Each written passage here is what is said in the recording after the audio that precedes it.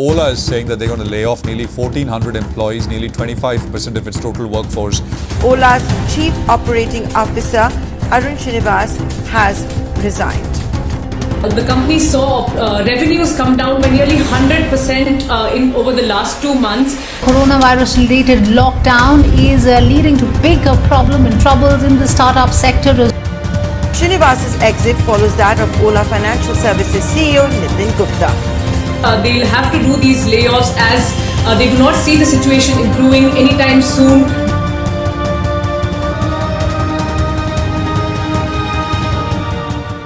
Hi everybody, Ola is one of the most revolutionary companies in the Indian business ecosystem. But ever since the pandemic has faded away, Ola's cab business has been getting into some deep trouble.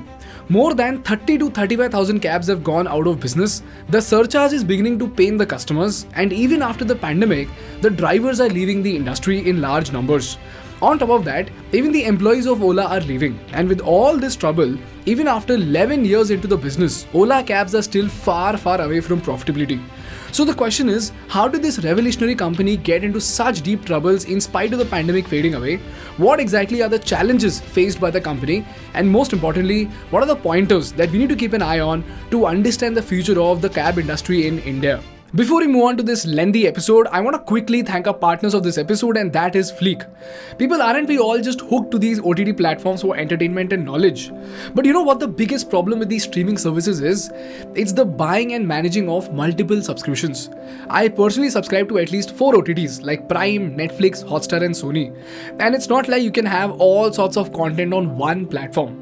And this is what Fleek is here to solve. Fleek is India's first subscription marketplace wherein you can purchase and renew thousands of subscriptions of different categories such as OTT, lifestyle, digital newspapers and more.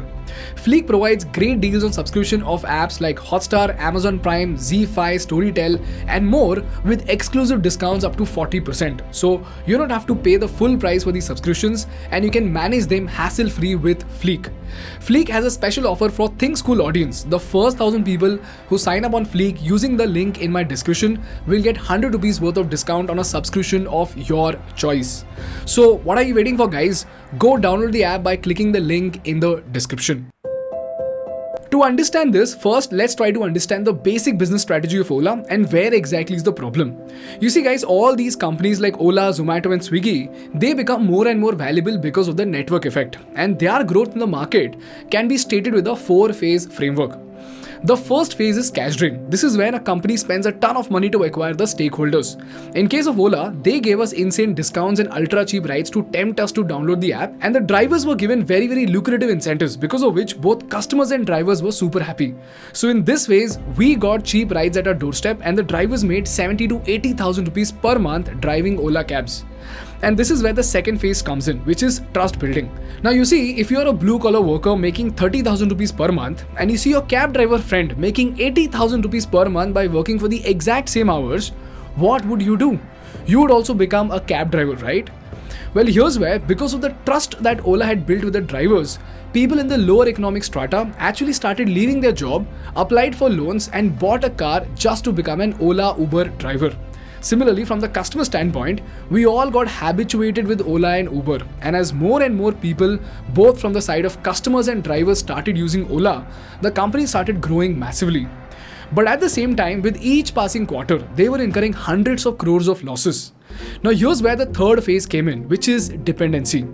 Now you see guys, you being a blue collar worker, after leaving your job, once you buy a car on an EMI, you are stuck with the cab business for 5 years until you pay off your loan. Similarly, from the customer's end, we started getting reimbursements. Some of us even left the thought of owning a car. We bought an Ola Pass, used Ola Share and made Ola an important part of our lifestyle.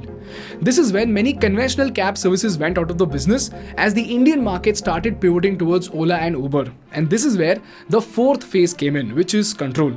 And here's where, after creating a powerful, irreversible ecosystem of both drivers and customers, Ola started to decrease its incentives to the drivers and started imposing surcharge pricing for customers.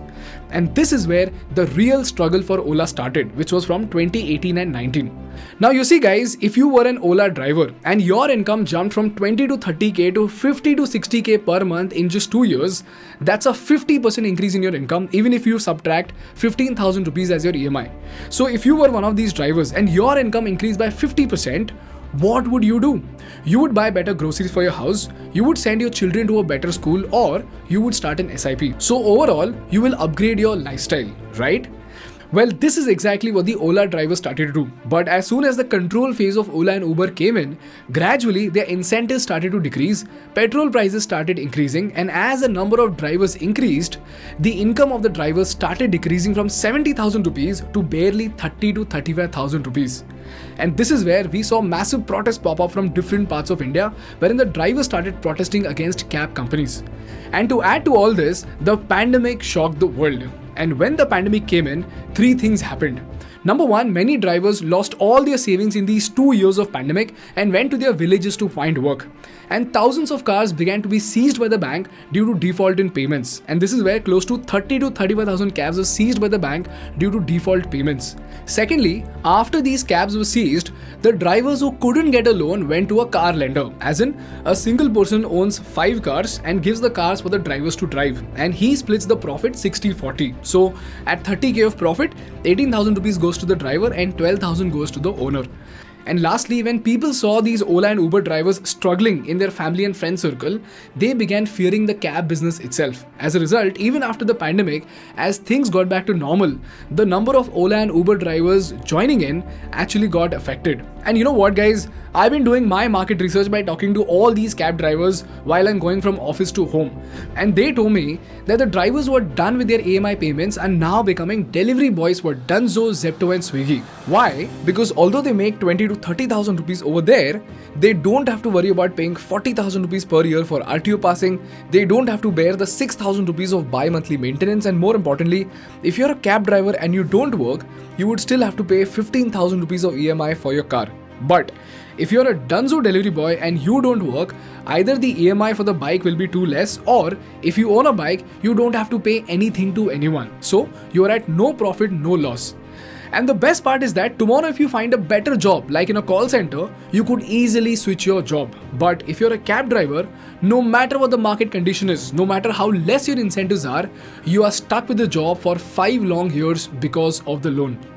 Now the question over here is, how are Dunzo and these quick commerce delivery boys making so much money? Because even those companies are incurring heavy losses, right? Well, long story short, while Ola now is in the 4th phase of its operation, which is in the control phase, Dunzo and Instamart are now in the cash drain phase, wherein they are incurring losses just to give incentives to their delivery boys. So the lucrative market just shifted from cabs to quick commerce. These are the reasons why Ola and Uber both are facing alarming shortages of cabs. And the sad part is that the trouble does not stop here.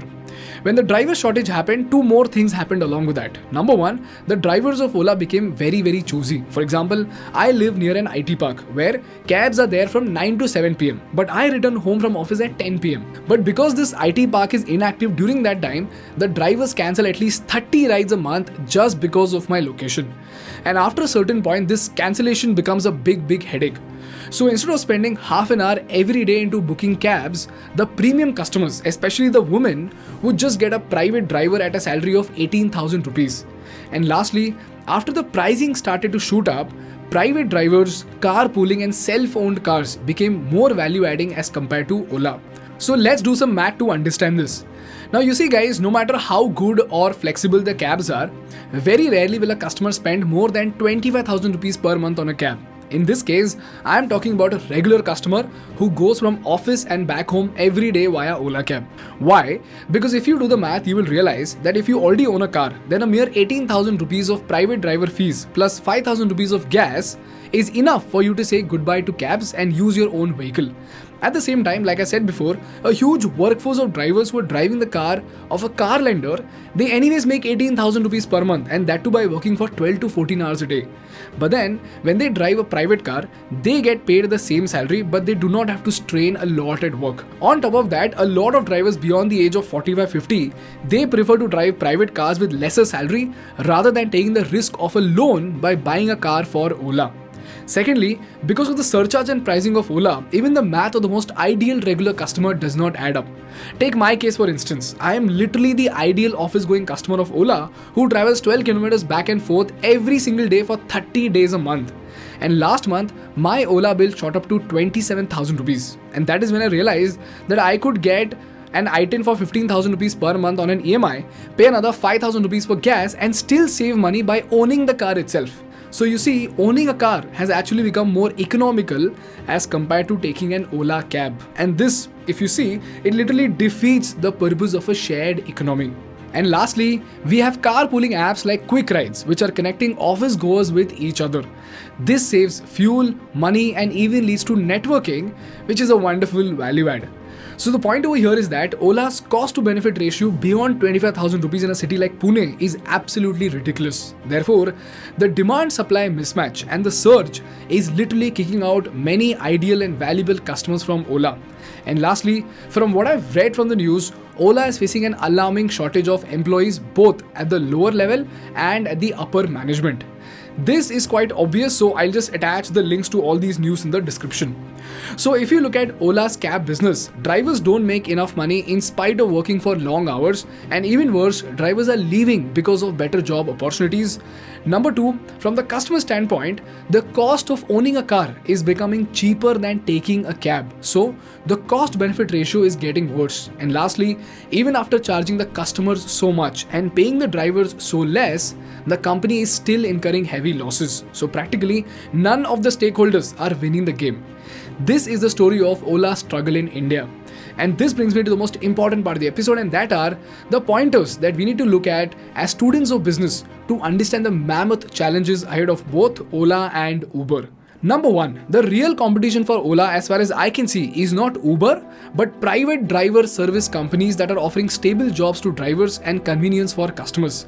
And especially when you consider these 45 plus age group of driver segment who do not want to venture into loans, that is a big threat to Ola, because their value add is way more than an Ola cab, both in terms of economics and convenience. And the only way I think it would make sense to have these kind of services is when the irregular, low ticket customers are way more in number and way more in terms of value of transaction than the regular office going premium customers. And these customers will obviously go where discounts take them and won't have the highest purchase power. So this again looks skeptical to me.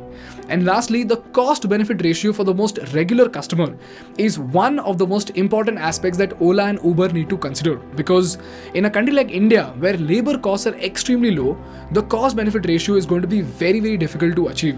So keep an eye on all these challenges, because both Ola and Uber are absolutely brilliant companies with brilliant people in the company. So it would be very interesting to see how these people actually solve this problem to actually emerge as a winner in the market.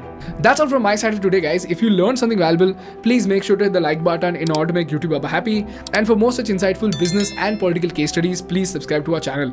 Thank you so much for watching. I will see you in the next one. Bye bye.